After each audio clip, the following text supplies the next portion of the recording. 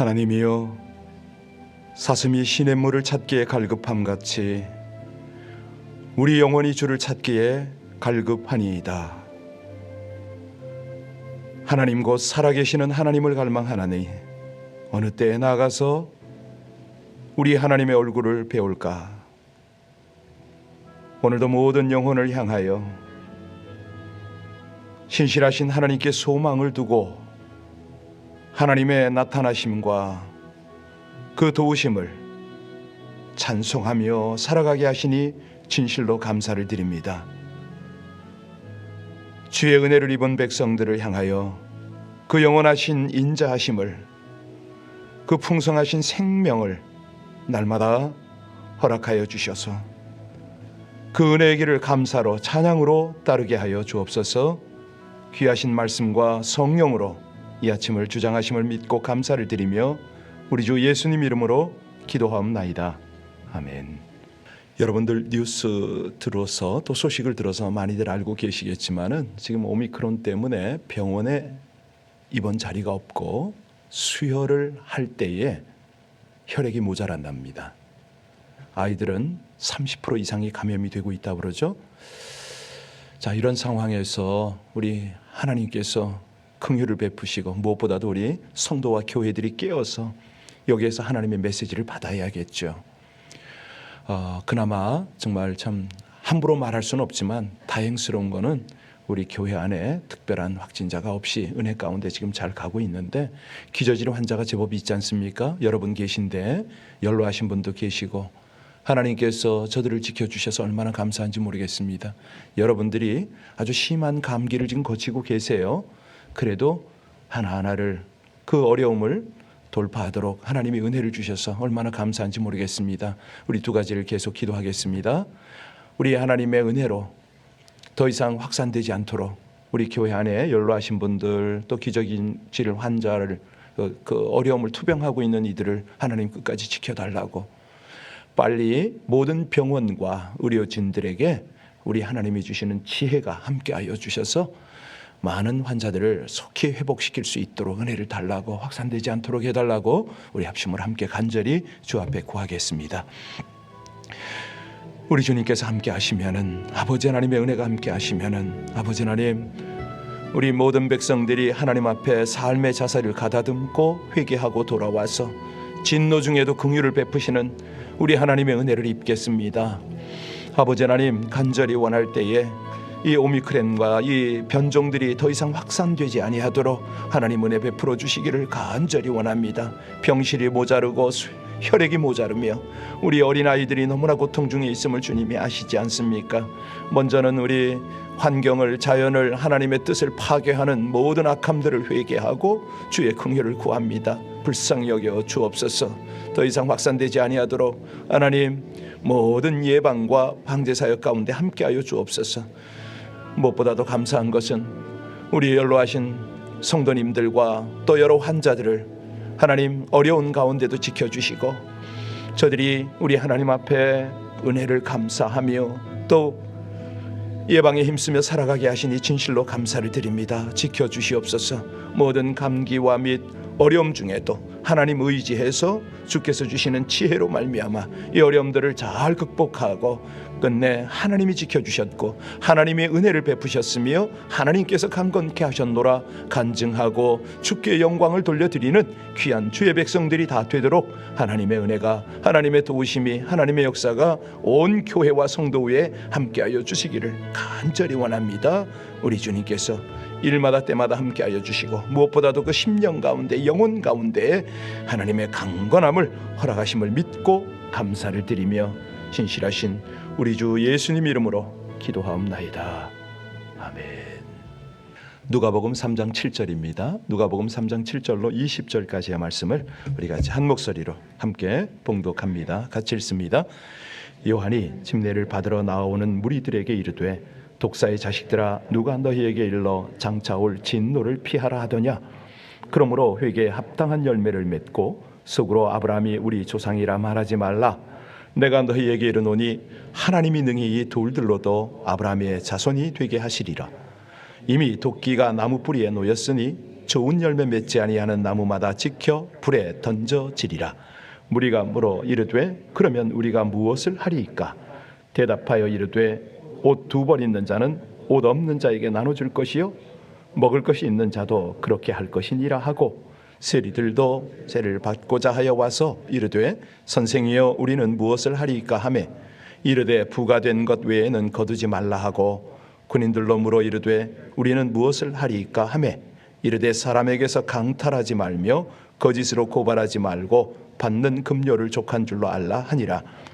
백성들이 바라고 기다림으로 모든 사람들이 요한을 혹 그리스도신가 심중에 생각하니, 요한이 모든 사람에게 대답하여 이르되 나는 물로 너희에게 침례를 베풀거니와 나보다 능력이 많으신 이가 오시나니 나는 그의 신발끈을 풀기도 감당하지 못하겠노라. 그는 성령과 불로 너희에게 침례를 베푸실 것이요 손에 키를 들고 자기의 타작마당을 정하게 하사 알곡은 곡간에 들이고 죽정이는 꺼지지 않는 불에 태우시리라. 또 그 밖에 여러 가지로 권하여 백성에게 좋은 소식을 전하였으나 분봉왕 헤롯은 그의 동생의 아내 헤로디아의 일과 또 자기가 행한 모든 악한 일로 말미암아 요한에게 책망을 받고 그 외 한 가지 악을 더하여 요한을 옥에 가두니라. 아멘. 우리는 어제 광야에서 길을 만드는 하나님의 열심을 보았습니다. 그 일 가운데는 요한이 쓰임을 받죠. 이 굴곡이 지고 굽은 광야 길을 어떻게 낸다고 그랬죠?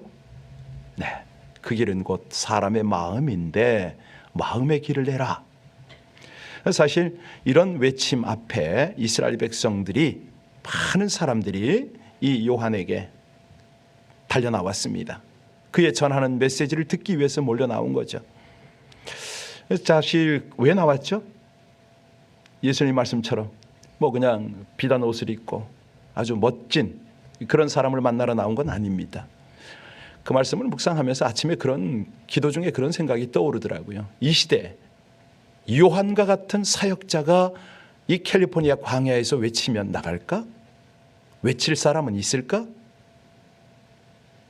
이 시대 목사들이 참 저부터 많이 찔림을 받고 회개해야 될 그런 내용들 아니겠나 생각을 한번 해봤습니다. 사람도 자연인으로 아무것 가지지 않고 비우고 사는데 이 시대 많은 종들이 얼마나 노후 대책을 신경을 쓰고 나름대로 자기 미래를 관리하는지가 저부터 한 번쯤은 점검해보고 이 메시지가 어떤 메시지인가 한번 부딪혀 봐야 된다라는 느낌을 가졌거든요. 자, 그렇다 치고 이제 우리 하나님은 주의 백성들을 향하여 말씀하십니다. 누구를 통해서요? 요한을 통해서.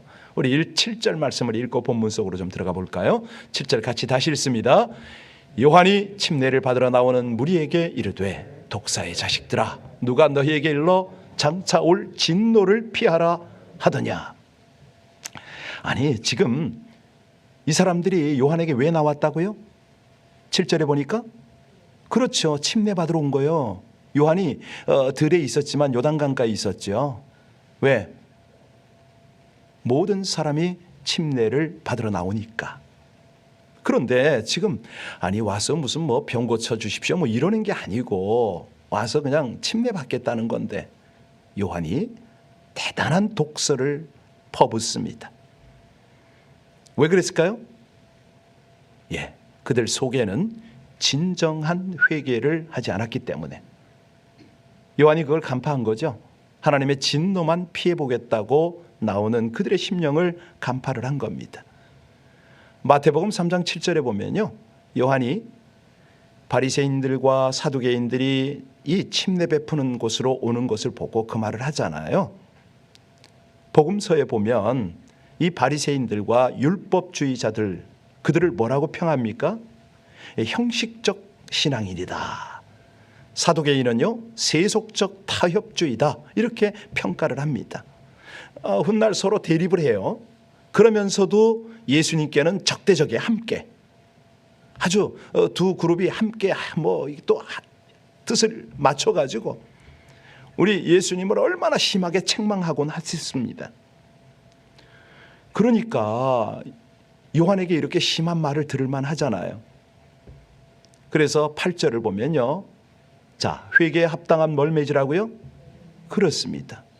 형식적으로만 회개하지 말라. 진정한 회개를 하라. 이 말을 하는 거 아닙니까? 진정한 회개가 뭐죠?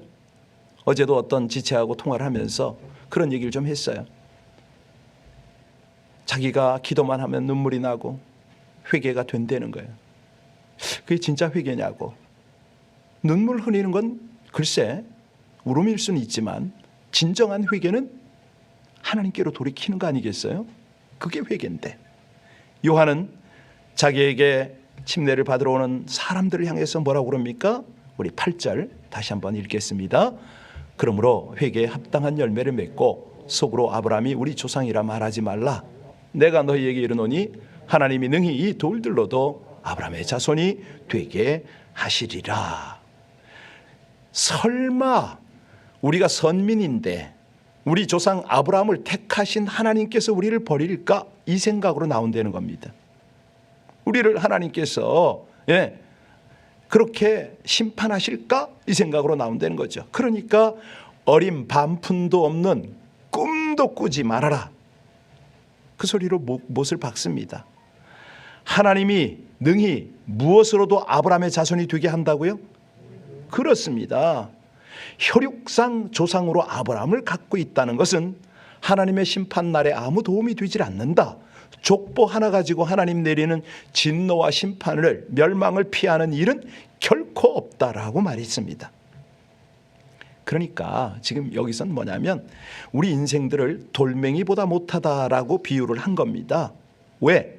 좋은 열매가 맺히지 않으니까. 그러니까 이게 찍혀버리잖아요. 이 나무가지가 말라서 버려지면 어떻게 됩니까? 삭아서 사라지잖아요. 돌보다 못하다는 거죠. 이 하나님의 심판을 심각하고 시급한 일로 여겨라. 그러니 너희들 참된 회개를 해야 되지 않겠냐? 9절 보겠습니다. 9절 말씀 같이 읽습니다. 이미 도끼가 나무 뿌리에 놓였으니 좋은 열매 맺지 아니하는 나무마다 찍혀 불에. 그렇습니다. 하나님의 심판의 도끼를 맞을 수 있음을 경고하는 거죠. 회개하라는 거예요. 회개가 임박했다는 거예요. 자, 이런 무서운 경고를 들은 사람이 당황스럽겠죠. 두렵겠죠. 이 당시에 이렇게 강한 메시지를 던지는 사람이 몇이나 있었겠습니까? 요한이 유일하잖아요. 뭐 바리새인들이 그 말을 했습니까? 사두개인들이 이런 심각한 말을 했겠어요? 자, 그랬더니 사람들이 당황하고 두려워했습니다. 그래서 요한에게 뭘 물어봅니까? 10절 같이 읽습니다. 무리가 물어 이르되 그러면 우리가, 다시 한번요. 무리가 물어 이르되 그러면 우리가, 이게 오늘 설교 제목이죠. 우리가 무엇을 하리까? 자, 이 질문, 우리가 주님 앞에 이 질문을 좀 하면 얼마나 좋겠어요. 보통 신앙생활하는 분들은 하나님께 무엇을 얻으려고 위로를 받고 또 능력을 입고 기도 제목에 응답을 받으려고 우리가 많이 오잖아요. 그런데 하나님 앞에, 하나님, 제 생명, 제 생애를 통해서 무엇을 하리까? 이렇게 질문을 하나님이 받으시면 하나님의 마음이 어떨까요? 네. 요한도 그 마음이 어땠을까요? 참 진리를 알려주지 않을까요? 11절 같이 읽겠습니다. 11절입니다. 대답하여 이르되 옷 2벌 있는 자는 옷 없는 자에게 나눠줄 것이요 먹을 것이 있는 자도 그렇게 할 것이니라. 사실 이 이야기를 들어보면 그 당시 상황이 느껴지십니까? 로마의 폭정 아래 유대인들이 어떻게 살았는지를 느끼십니까? 그렇죠. 로마의 제국 통치 아래서 유대인들이, 그것도 착한 소서민들이 가난과 질병 가운데 있었던 것을 우린 짐작할 수가 있습니다. 헐벗고 굶주린 사람이 많았다는 거죠. 무엇을 먹을까, 무엇을 입을까, 그런 어떤 염려가 일상이 되는 사람이 적지 않았다는 거예요. 하나님은 요한의 마음, 그 입술을 통해서 당신 백성들을 살피신 거죠. 자, 그러면 오늘을 살아가는 우리는 어떨까요? 가끔 제가 미션 능력 기도를 할 때 이 세계적인 실태를 말씀을 드립니다마는 사실이요, 지구상에 먹고 입고 이 모든 생활용품들은 부익부 빈익빈입니다. 잘 사는 나라, 특히 미국 같은 나라는요, 세계가 사용해야 하는 모든 물자의 거의 7, 80%를 혼자 소비를 하고 있어요. 이게 웬일입니까? 하나님은요, 이 땅에 모든 사람들이 다 풍성히 먹고 누리고 나눌 수 있도록 모든 환경을 조성하십니다. 식량, 의식주 모든 문제를요. 그런데 이게 먹는 사람, 즐기는 사람들만 다 해버리네요. 그것도 고급 음식을 찾고 대부분 버리고 이렇게 사는 거예요. 죄지요. 이 본문 말씀을 묵상하면서 갑자기 떠오르는 게, 이제 설교는 좀 그렇습니다. 갑자기 성령께서 주는 게 참 많아요. 근데 이걸 자칫 잘못 전하면 또 교만해지거든요. 그러니까 여러분들이 메시지를 들을 때 취할 것을 취하셔야 되겠죠. 저는 오늘 말씀을 묵상하면서 뭐가 떠오르냐면, 제가 중국 선교 초기에 북한과 깊이 밀접한 관계를 가지고 있었어요. 92년부터 계속 북한 사람과 접촉을 하고 그들에게 필요를 채워주고 그랬었습니다. 그런데 94년도에 중강군에서 연락이 온 거예요. 우리가 고난의 행군에 들어갔습니다. 김일성 주석이 죽고 온 주민들이 굶주리고 있습니다. 먹을 것 좀 주십시오. 매월 밀가루 80톤씩만 좀 보내줄 수 없습니까? 라고 하는데, 저는 평신도예요. 후원이 없었어요. 그런데 가만히 있을 수는 없어요. 이 말을 듣고 집안에서 모든 걸 긁어 모았어요. 있는 돈을 다. 그랬더니 밀가루는 도저히 살 수가 없고 옥수수를 10톤을 살 수 있는 돈을 모았습니다. 그걸 가지고 현장에 전달을 했어요. 비닐 장판을 주십시오, 농약을 주십시오, 씨앗을 많았었습니다만은 기억이 나는 게, 옥수수를 한 10톤 정도 사서 보낸 게 기억이 나요. 94년도입니다. 지금부터 거의 28년? 7년? 그 전이죠. 그때 기억이 나는 게요, 이제 북경 지리를 아는 분들은 제가 설명하면 알 텐데, 북경에 1환, 2환, 3환, 4환, 5환 도로가 있거든요. 이렇게 고궁을 중심으로 이렇게 원을 그리는 도로가 있는데, 제가 그때 2환 약간 바깥에 살았었어요. 거기는 홈레스가 그렇게 많아요. 그때 북한이 그걸 보내면서 밤에, 이제 초저녁이죠, 자루 하나 들고 빵집을 갑니다. 한국식 만두는 속에 이렇게 들어가잖아요. 재료가 잡채 이런 것도 들어가고 이러는데, 중국식 만두라는 거는 내용물이 아무것도 없습니다. 그냥 이만한 주먹보다 좀 큰 하얀 빵이에요. 이거를 3개를 비닐봉지에 넣습니다. 그때 중국 돈으로 이게 1원이었을 거예요. 그거를 몇 봉지를 사서 자루에 멜 수 있는 만큼 메고 그 지역을 돌아다니면서 노숙인들에게 나눠줬던 기억이 있습니다.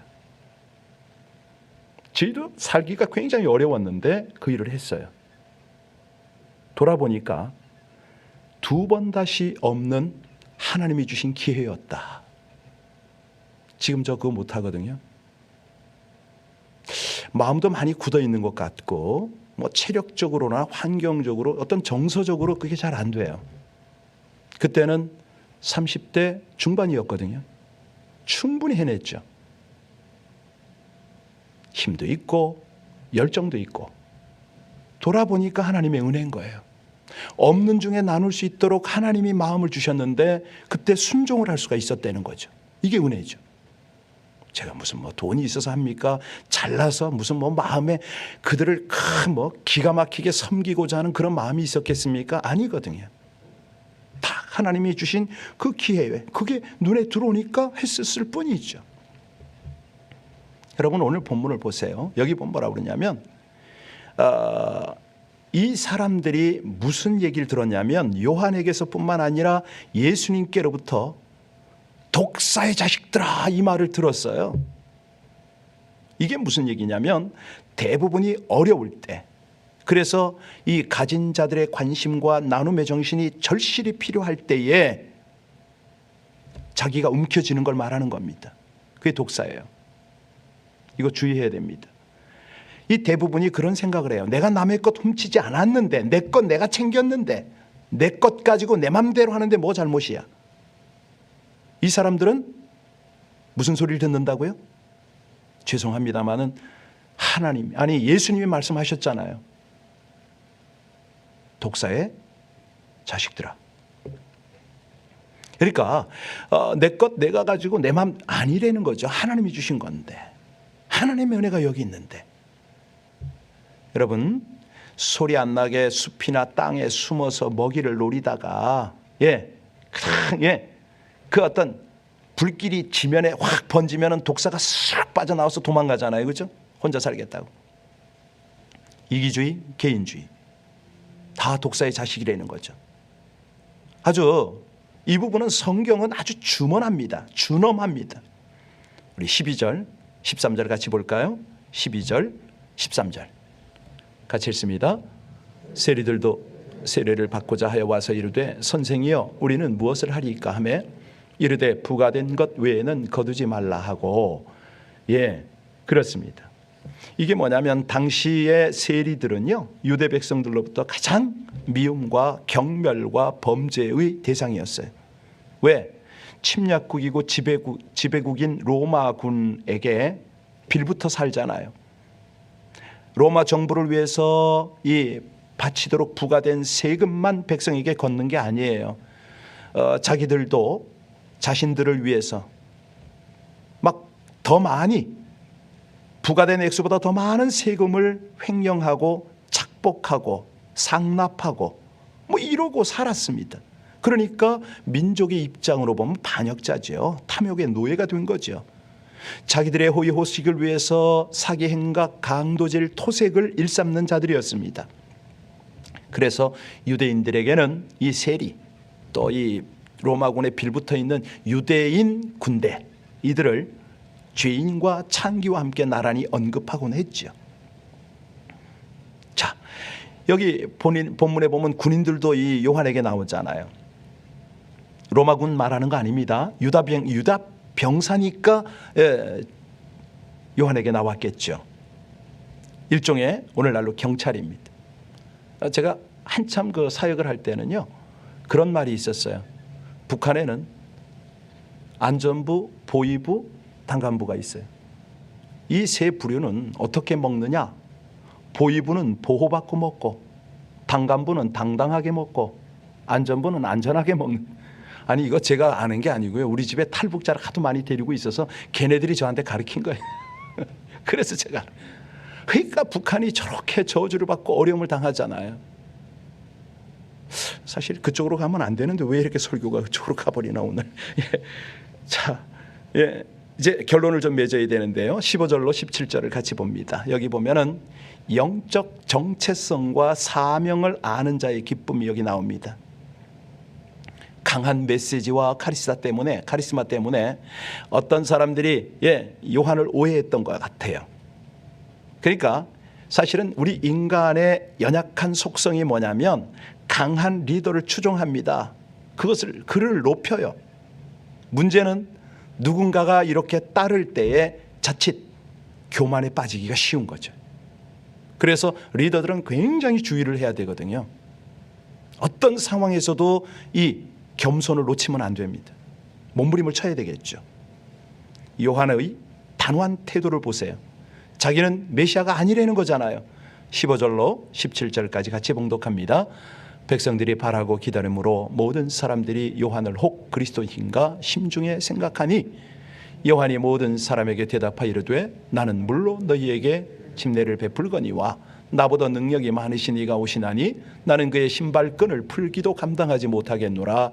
그는 성령과 불로 너희에게 침례를 베풀 것이요 손에 키를 들고 자기의 타작마당을 청하게 하사 알곡은 모아 곡간에 들이고 죽정이는 꺼지지 않는 불에 그렸습니다. 그리고 18절로 29절을 보면 악에 악을 더하는 자들의 어리석음이 거기 나옵니다. 헤롯이 이 요한을 어찌합니까? 가두어 버립니다. 왜요? 요한의 책망을 받았거든요. 예수님을 높이고 자신을 한없이 낮추는 요한의 태도와 정반대의 모습을 우리는 마무리하면서 보고 있습니다. 그러니까 핵심이 뭐냐면 우리가 어찌 살릴까? 책망받을 때 겸손하라. 그리고 온전한 회개로 변화된 행실을 보이라. 완고한 마음, 그 거친 마음을 계속 고집을 하면 악에 악을 더하고 결국은 불심판을 받는 지경에 이를 것이다. 여러분, 투옥된 이 요한이 석방됩니까? 죽습니다. 자기에게 맡겨진 사명을 충실하게 감당하고 마무리를 하는 거죠. 자, 그렇다면 우리는 어떠합니까? 지금 우리 교회가 어찌 해야 됩니까? 진정한 회개의 열매를 맺도록 애를 써야 되고요. 그냥 후회하는 마음 아니고 눈물 흘리는 그게 아니고 돌아서는 거죠. 죄로부터 돌아서고 하나님을 향하여 돌아서는 겁니다. 그럴 때 하나님이 우리에게 기회 주시면 그 기회를 놓치지 않을 수가 있죠. 정말 여러분과 제가 한 번뿐인 인생입니다. 지금 하나님께서 기회 주실 때 놓치면 후회합니다. 물론 저 같은 경우에는 지금이 더 중요한데, 그래서 네가 옛날에 그렇게 했다고 지금은 뭐냐라고 물으면, 주님이 그렇게 저에게 물으시면 저는 주님 앞에 오늘 설교 제목처럼 하나님, 제가 무엇을 어찌하리이까 라고 다시 기도해야 될 것 같습니다. 우리 함께 기도하실까요? 잘못된 생각과 행동을 회개하고 합당한 열매를 맺도록 하시는 주님, 아무런 가책이나 문제의식을 느끼지 못하고 마음대로 행한 것을 회개합니다. 감정이나 말로 끝나지 않는 참된 회개를 하여 매 순간 찾아오는 죄의 유혹을 이기고 회개에 합당한 삶의 열매를 맺으며 살기를 소원합니다. 오늘도 성령의 능력으로 함께 하사 섬김과 나눔으로 아름답고 풍성한 천국 열매를 맺는 인생을 살아가게 도와주시옵소서. 예수님 이름으로 기도하옵나이다. 아멘. 주님께서 뭘 빌어주시나요? 여러분 열심히 찬송했는데 내용이나 알고 부르셨나요? 네. 누가복음 22장 32절에 보면 내가 너희를 위하여 내 믿음이 떨어지지 않기를 기도하였나니. 예수님이 십자가 지시기 전에 우리 제자들이, 여러분들이 믿음 떨어지지 않도록 그렇게 땀방울이 핏방울이 되도록 내 널 위해 비네, 이 말입니다. 우리 함께 기도할 때요, 그렇게 기도합시다. 이 짧은 시간 새벽 기도하면서 왔다 갔다 하지 마시고 좀 제발 문소리 꽝꽝 내지 마시고 우리 가정에 계신 분들도 딱 그냥 그 자리에서 무릎 꿇고 최소한 20-30분은 기도하셔야죠. 네, 우리 주님께서 그렇게 기도해 주셨는데 우리 함께 기도할 때요, 전심으로 하나님, 오늘도 은혜의 말씀을 주셔서 제 영혼을 자극, 도전, 깨우심을 감사합니다. 그저 이것 교양 과목 듣는 것 아니라 영혼의 말씀으로 들어서 아버지 하나님 앞에 기도하고 중보하는 시간 되길 원합니다. 우리 합심으로 함께 간절히 주님 앞에 기도 올리겠습니다. 은혜 하나님을 찬송합니다. 감사합니다. 존귀하신 아버지 하나님, 귀한 은혜로 이 새벽을 깨우게 하시고 하나님의 말씀을 들으며 음성을 들으며 우리 영혼을 다시 한번 주 앞에서 서서 복종케 하심을 감사를 드립니다. 늘 주님을 배반하고 늘 주의 말씀을 거스리지만은 하나님, 신실하신 하나님의 은혜는 우리 가운데 함께 하심으로 이 아침에도 기도할 수 있는 그런 귀한 하나님의 인도를 허락하시니 진실로 감사를 드립니다. 오 아버지 하나님, 우리의 중심이 주를 향하여 하나님이 기대하시는 그 기도 제목 가지고 우리 아버지 하나님 앞에 온전히 주의 거룩한 제단 앞에 기도하기를 간절히 원합니다.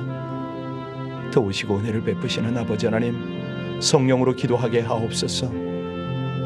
우리 하나님이 기대하시고 하나님이 받으실 만한 아름다운 중보의 기도가 우리 하나님 앞에 연락이 될 수 있도록 은혜를 베푸시기를 간절히 원합니다. 하나님, 특별히 쉽지 않은 각 가정의 제단 쌓는 현장마다 주의 영으로 함께하여 주셔서 아버지 하나님, 우리 장로님들, 권사님들, 집사님들, 우리 모든 성도님들 한결같이 중심을 다한 기도가 주 앞에 올려드려지게 하여 주옵소서. 신실하시고 감사하신 우리 주께서 일마다 때마다 하나님의 은혜와 하나님의 권능으로 함께 하심을 감사를 드립니다. 아버지 하나님, 나라, 민족, 선교, 어려움을 당하는 이들, 투병하는 이들, 재정적으로 관계적으로 힘들어하는 이들, 우리 사랑스러운 가족들을 위하여 전심으로 중심을 다하여 중보하는 이 아침 되기를 간절히 원합니다. 아버지 하나님께서 우리 모두를 하나님의 은혜로, 하나님의 도우심으로 주장하여 주옵소서. 할렐루야. 주님 찬양합니다. 감사합니다.